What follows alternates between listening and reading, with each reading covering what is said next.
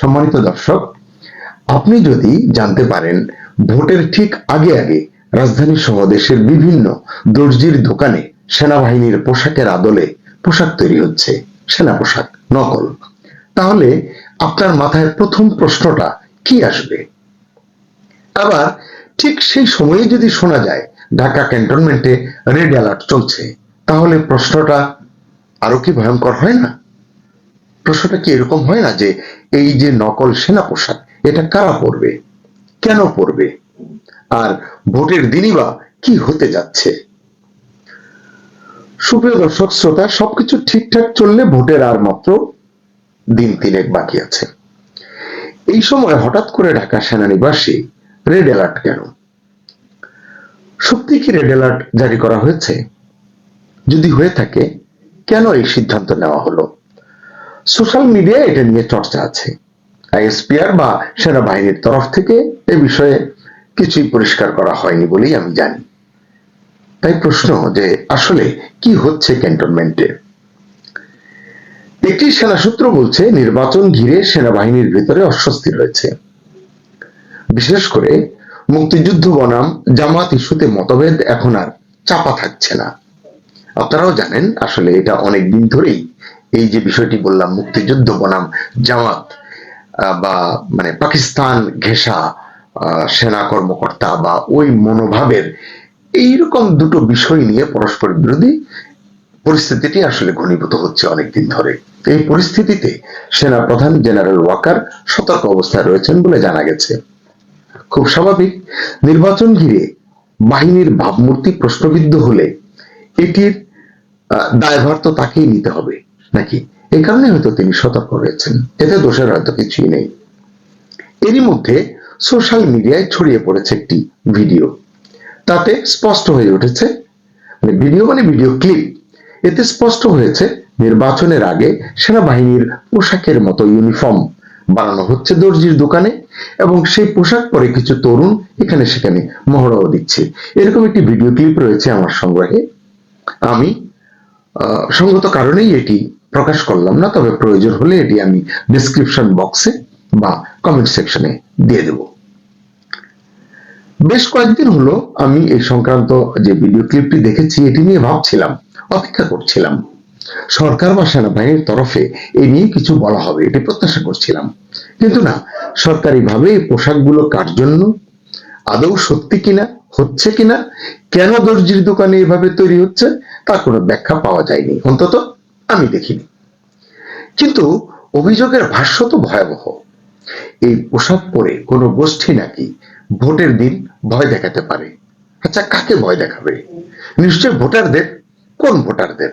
যেই ভোটারের ভোট আমি পাবো না তাকেই তো ভয় দেখাবো, তাই নয় কি? দর্শক, আপনারা কিন্তু বিষয়টি বুঝতে পারছেন। এছাড়া কেন্দ্র দখল বা ইলেকশন ইঞ্জিনিয়ারিং এও নাকি নামতে পারে ওই গোষ্ঠীটি। এটা যদি সত্যি হয়, তাহলে প্রশ্নটা শুধু নির্বাচন নয়, রাষ্ট্রীয় নিরাপত্তা নিয়েও কিন্তু ওঠা স্বাভাবিক। সেক্ষেত্রে সরকার কি পদক্ষেপ নিচ্ছে, দেশের নাগরিক হিসেবে এটি আমাদের জানবার অধিকার রয়েছে। আর ইলেকশন ইঞ্জিনিয়ারিং নিয়ে চারিদিকে তো কথা হচ্ছে অনেক দিন ধরে, গত বেশ কিছুদিন ধরে হচ্ছে। আপনার কি মনে হয় এই যে ইলেকশন ইঞ্জিনিয়ারিং এর কথা হচ্ছে, একে অন্যের দিকে আঙুল তুলছে, গণমাধ্যমে আসছে যে অমুক দল ইলেকশন ইঞ্জিনিয়ারিং করছে বা করতে পারে ইত্যাদি ইত্যাদি, কারচুপির কথা তো আছেই, এই অভিযোগ পুরনো। তাহলে এটা কারা করতে পারে? তখনই প্রশ্ন আসে যে কারা এই বিশেষ কৌশলে এগিয়ে আছে। এটি একটি গুরুত্বপূর্ণ ইঙ্গিত। মজার বিষয় হচ্ছে নির্বাচনে অংশ নেওয়া, আমি যদি প্রধান তিনটি ধরি, যে বিএনপি, জামাত, এনসিপি কেও যদি ধরি, তরুণ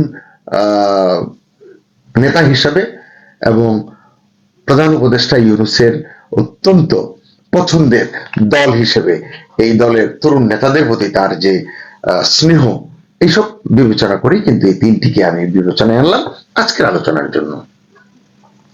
এখন এই তিনটি সক্রিয় শক্তিই বলছে ইলেকশন ইঞ্জিনিয়ারিং হচ্ছে বা হবে। যেমন এনসিপি নেতা নাহিদ বলছেন এই ইঞ্জিনিয়ারিং এর পেছনে আছে সরকারি প্রশাসনিক নেটওয়ার্ক।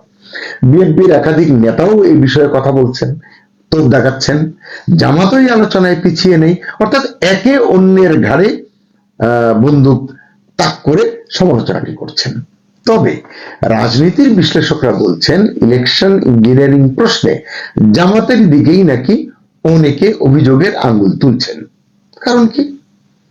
তারা বলছেন বর্তমান প্রশাসনে জামাতের শক্ত অবস্থান রয়েছে, এটি আমরা অনেকেই জানি। এছাড়া জামাতের অর্থনৈতিক সক্ষমতার বিষয়টিও সর্বজন বিদিত।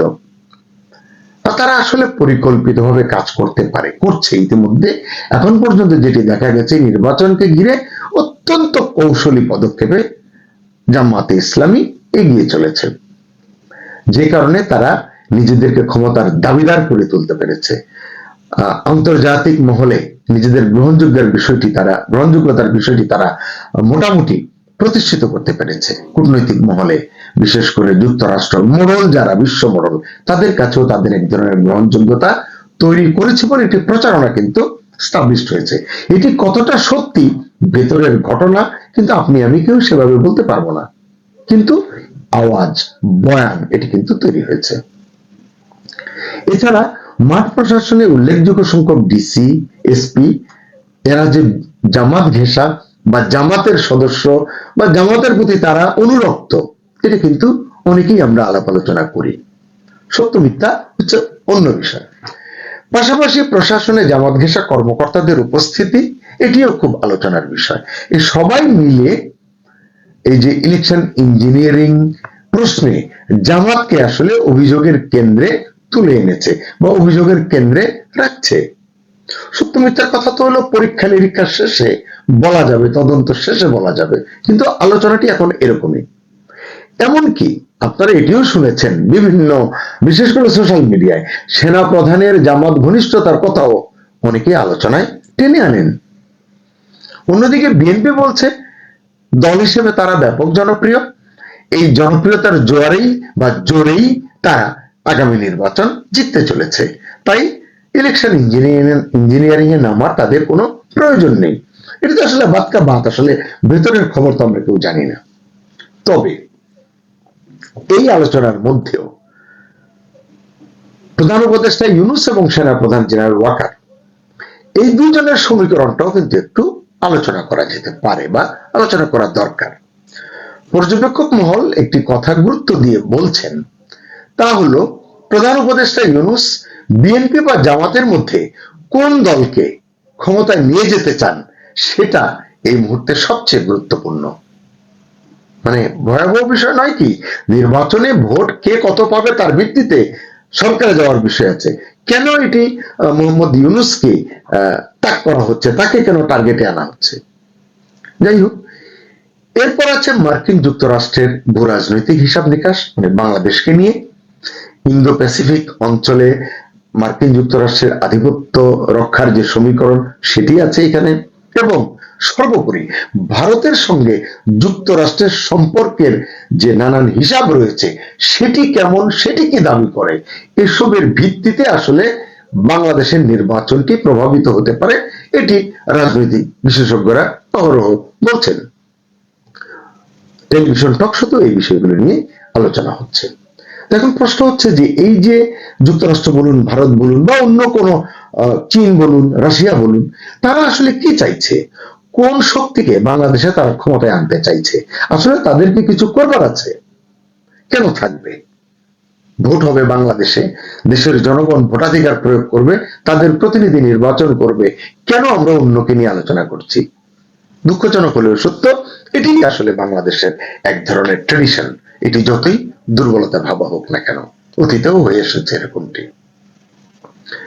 প্রশ্ন হচ্ছে যে কার ইশারায় ইউনূস সরকার বা প্রধান উপদেষ্টা ইউনূস এই নির্বাচনটি আসলে করছেন এবং কার এজেন্ডা তিনি বাস্তবায়ন করতে চলেছেন?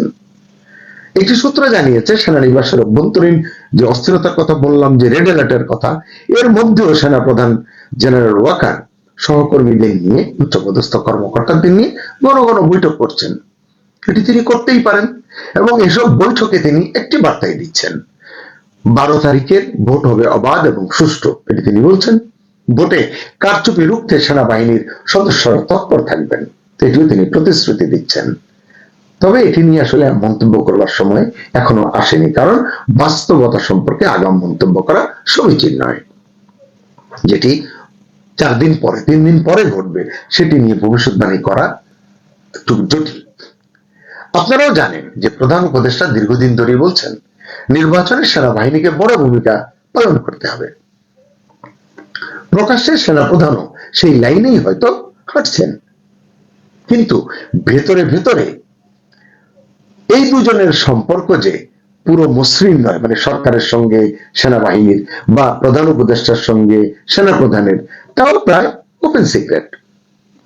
জাতীয় নিরাপত্তা উপদেষ্টা খলিলুর রহমানের সঙ্গে জেনারেল ওয়াকারের টানা পড়েন, নতুন সিজিএস নিয়োগে মতবিরোধ, সাম্প্রতিক ঘটনা, সেনাবাহিনীদের রদবদলে বাধা, সব মিলিয়ে জেনারেল ওয়াকার স্পষ্ট করে দিয়েছেন নিজের নিয়ন্ত্রণ তিনি ছাড়তে চান না বা ছাড়বেন না। অনেকের মতে তিনি ক্ষমতা চান না, গত 18 মাসে এটি তিনি প্রমাণ দিয়েছেন। তিনি চান মেয়াদ পর্যন্ত দায়িত্ব পালন করতে এবং মেয়াদ শেষে সসম্মানে সেফ এক্সিট চান।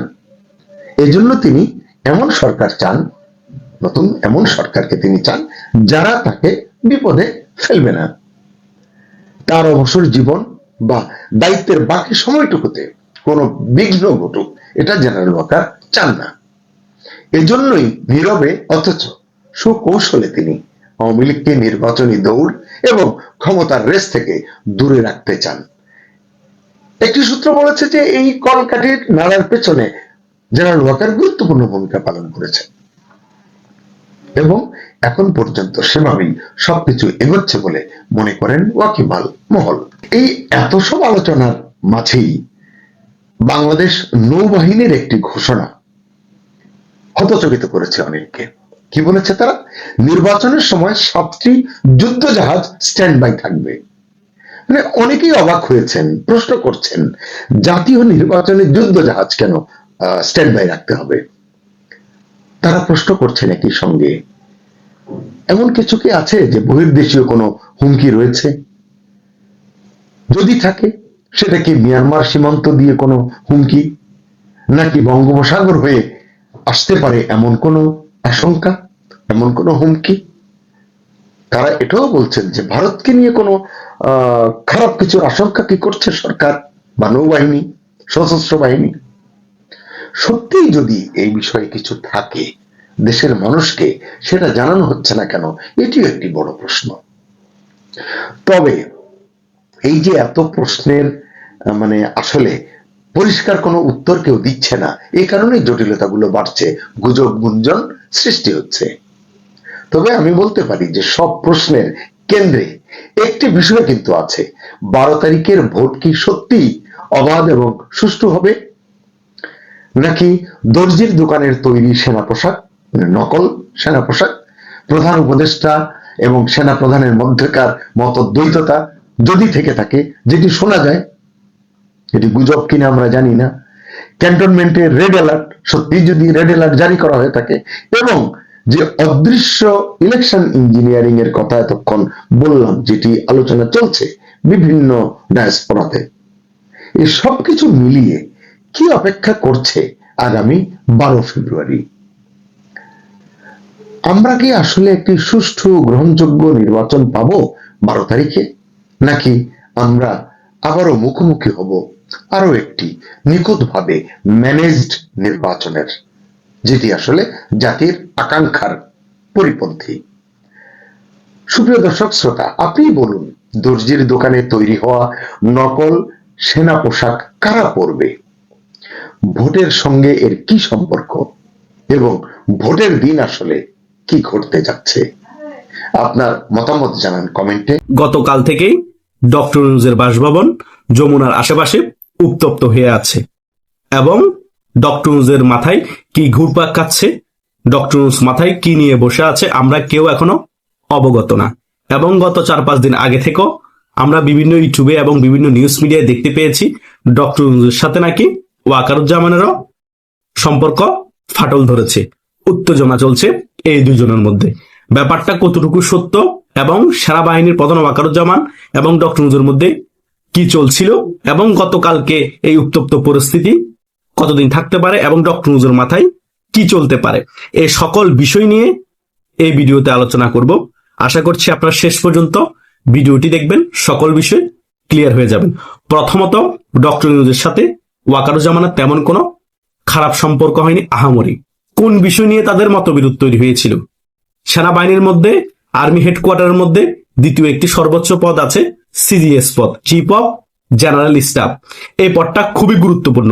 ওই পদের মধ্যে ডক্টর ইউনূস চেয়েছিল তার পছন্দের লোক বসাতে এবং সেনাবাহিনীর প্রধান চেয়েছে তার পছন্দের লোক বসাতে। এই বিষয়টা নিয়ে সেনাবাহিনীর প্রধান ওয়াকারুজ্জামান এবং ডক্টর ইউনূসের মধ্যে মতবিরোধ তৈরি হয়। সেনাবাহিনী প্রধান সিজিএস পদে কেন তার পছন্দের লোক বসাতে চেয়েছে বা এখনো চাচ্ছে, তার মেইন রিজন হচ্ছে ওই পদটা খুবই গুরুত্বপূর্ণ। ওই পদটাতে যদি এই সেনাবাহিনী প্রধানের পছন্দের লোক না থাকে, তাহলে সেনাবাহিনীর যে ক্ষমতা আছে একক এখন, সেটা খর্ব হতে পারে।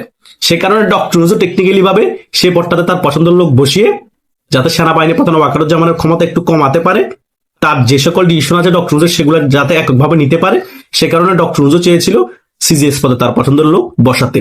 এটা কিন্তু সেনাবাহিনী প্রধান ওয়াকারুজ্জামান বুঝে যায়। এই বিষয়টা নিয়ে একটু মতবিরোধ হয়েছিল। আহামরি এমন কোনো প্রবলেম হয়ে যায়নি যে ডক্টর সরকারকে ফেলে দিয়ে সেনাবাহিনী প্রধান ওয়াকারুজ্জামান ক্ষমতা নিয়ে ফেলবে, সেনা শাসন জারি হয়ে যাবে, 12ই ফেব্রুয়ারি নির্বাচন হবে না। আশা করছি সেনাবাহিনী প্রধান ওয়াকারুজ্জামান এবং ডক্টর ইউনূসের ব্যাপার নিয়ে যে ঘটনা রটিয়েছে, এই ব্যাপারটা আপনারা মোটামুটি এই বিষয়ে আলোচনার পর ক্লিয়ার হয়েছেন। আর দ্বিতীয় ব্যাপার হচ্ছে, উত্তপ্ত কেন যমুনা এখনো হয়ে আছে, ডক্টর ইউনূসের মাথায় কি ঘুরপাক খাচ্ছে? ডক্টর ইউনূসের মাথায় কোনো কিছু ঘুরপাক খাচ্ছে না। ডক্টর ইউনূস দুই নৌকায় পা দিয়ে বসে আছে। ডক্টর ইউনূস যদি জামাত ইসলামী নির্বাচন বানচাল করতে সাকসেস হয়, তাহলে ডক্টর ইউনূস জামাত ইসলামীর নৌকায় উঠে বসে থাকবে এবং আগামীতে আরো অনেকদিন রাষ্ট্র পরিচালনা করবে। জামাত ইসলামীও ডক্টর ইউনূসের সাথে সিন্ডিকেট করে এখন যেভাবে ক্ষমতা ভোগ করতে, সেভাবে ক্ষমতা ভোগ করবে। আর যদি জামাত ইসলামী সফল না হয় নির্বাচন বানচাল করতে, তার প্রক্সি সংগঠন নিয়ে আন্দোলন সংগ্রাম করে 12ই ফেব্রুয়ারি নির্বাচন হয়ে যাবে, ডক্টর ইউনূস এই বিএনপির কোলে উঠে বসে থাকবে এবং বিএনপির সাথে যে সমঝোতা হয়েছে সে সমঝোতা অনুযায়ী তিনি একটি সেফ এক্সিট পেয়ে যাবে, বা বাংলাদেশও তিনি যদি থাকতে চায় থাকতে পারবে। এটাই ডক্টর ইউনূসের মাথায় ঘুরপাক খাচ্ছে। ডক্টর ইউনূস বিএনপিরও কাছেন না, ডক্টর ইউনূস জামাতের কাছেন না। ডক্টর ইউনূস শুধু নিজের স্বার্থ ছাড়া কিছু বুঝেন না। যে সফল হবে এখন ডক্টর ইউনূস তার পক্ষে। গতকালকে যে এই সকল টোকাই ধনকালাপ মঞ্চের এদেরকে মারা হয়েছে, এটা বিএনপির পূর্ণ সমর্থন ছিল ডক্টর ইউনূসের সাথে। সে কারণে ডক্টর ইউনূস সাহস করে এদেরকে মারার নির্দেশ দিয়েছে পুলিশকে। এবং পে স্কেলের দাবিতে সরকারি কর্মকর্তা অনেকে যে আন্দোলন করছে, তাদেরকেও কিন্তু মারার জন্য একেবারে পুলিশকে নির্দেশ দিয়েছে ডক্টর ইউনূস। এটা তো কিন্তু সমর্থন ছিল বিএনপি। এখন কিন্তু বিএনপির একটু সমর্থন থাকলে ভরসা পেলে ডক্টর ইউনূস সকল রিস্ক নিতে প্রস্তুত। তারপরেও যদি জামাত ইসলাম সফল হয়ে যায়, জামাত ইসলামের নৌকায় কিন্তু চলে যাবে ডক্টর ইউনূস। এই সকল বিষয় ডক্টর ইউনূসের মাথায় ঘুরপাক খাচ্ছে। একটা জিনিসই ডক্টর চিন্তা করে, আমার স্বার্থ, যে জায়গায় আমি সেফ থাকবো আমি তার পক্ষে। এবার তোমরা খেলো, যে শক্ত আমি তার সাথে আছি, যে হাইরে যাবে তার পক্ষে আমি নাই। এটাই মেইন হচ্ছে ডক্টর ইউনূসের মাথায় চলছে। তাই আগামীতে আরো যে 4-5 দিন আছে নির্বাচনের আগে অনেক কিছুই ঘটবে, অনেক কিছু আপনারা দেখতে পাবেন। এগুলো ঘটার পরেও আমি 100% বলতে পারি ডক্টর ইউনূস নির্বাচন 12ই ফেব্রুয়ারি দিয়ে দিবে। বিএনপি নির্বাচন 12ই ফেব্রুয়ারি হোক চাই, এবং জামাত ইসলামীও 12ই ফেব্রুয়ারি নির্বাচন হলে বাধ্য হয়ে নির্বাচনে অংশগ্রহণ করবে। এগুলো আগামীতে চলবে। এবং সেনাবাহিনীর প্রধান ওয়াকারুজ্জামান যত কিছু করুক না কেন, ওয়াকারুজ্জামান নির্বাচনের পক্ষে আছেই। ডক্টর ইউনূসের চাপ দেখ, আমি জামাতপন্থী বলে ওয়াকারুজ্জামানকে, বা জামাত ইসলামী যতই খেলা খেলুক, ওয়াকারুজ্জামান যে পন্থী হোক না কেন, তিনিও চায় 12ই ফেব্রুয়ারি নির্বাচন হয়ে যাক। জামাত ইসলামীর খুব কাছের মানুষ ওয়াকারুজ্জামান হলেও এটা মাথায় রাখবেন, এই সেনাবাহিনী প্রধান ওয়াকারুজ্জামান প্রথমত হচ্ছে সিআইএর এজেন্ট। আর সিআইএর এজেন্টরা যে পন্থী হোক না কেন, সিআইএ যেভাবে খেলাবে সেভাবেই খেলবে। সিআইএ এর বাইরে যাওয়ার কোনো সুযোগ নাই, কারণ আমেরিকার গোয়েন্দা সংস্থা সিআইএ পৃথিবীর টপ গোয়েন্দা সংস্থার মধ্যে একটা, এটা আপনাদের মাথায় রাখতে হবে। আর ওই গোয়েন্দা সংস্থার এজেন্ট হিসেবে যে কাজ করে, সে তাদের সাথে বেমেনি করার সুযোগ নেই। যদি বেমেনি করে তাকে মারা যেতে হবে। সে রাষ্ট্রপ্রধান হোক আর সেনাবাহিনীর প্রধান হোক, জিনিয়ে বিনিয়ে যেভাবে মেরে ফেলবে। এটা আপনাদের ক্লিয়ারলি মাথায় রাখতে হবে। তাই সর্বপ্রথম কাদের স্বার্থ সার্ভ করবে? সেনাবাহিনী প্রধান ওয়াকারুজ্জামান আমেরিকার স্বার্থ সার্ভ করবে, সিআইএ এর স্বার্থ সার্ভ করবে। আমেরিকা যদি বলে, এই সেনাবাহিনী প্রধান ওয়াকারুজ্জামান তুমি যে কোনো বিনিময়ে 12ই ফেব্রুয়ারি নির্বাচন বানচাল করতে হবে, নির্বাচন বন্ধ করে দিতে হবে, দেখবেন সেনাবাহিনী প্রধান ওয়াকারুজ্জামান পাগল হয়ে যাবে, অ্যাক্টিভ হয়ে যাবে, নির্বাচন না হওয়ার জন্য কত বক্তব্য শুরু করবে। 12ই ফেব্রুয়ারি ঠিকই নির্বাচন সেনাবাহিনী প্রধান ওয়াকারুজ্জামান বন্ধ করে দিবে। কথা বুঝতে পেরেছেন? এখনো বিতর্কতভাবে এই আমেরিকাও চাচ্ছে 12 ফেব্রুয়ারি একটা নির্বাচন হয়ে যাক, যে ক্ষমতা আসবে আসুক, তাদের সাথে কাজ করবে এবং আমাদের স্বার্থ হাসিল করতে পারবো। 12 ফেব্রুয়ারির পরে ভারতের সাথে আমরা যে সমঝোতা করেছি বাংলাদেশ আওয়ামী লীগের ব্যাপারে এবং শেখ হাসিনার ব্যাপারে, তখন দেখা যাবে আওয়ামী লীগ কিভাবে রাজনীতি ফিরে আসবে এবং শেখ হাসিনা কিভাবে বাংলাদেশের রাজনীতিতে ফিরে আসবে। তখন আমরা যে পাতা নির্বাচনের ফলে যে রাজনৈতিক সরকার আসবে তাদের সাথে আলোচনা করে বাংলাদেশ আওয়ামী লীগকে রাজনীতি করা বাংলাদেশে আবার সুযোগ করে দিব।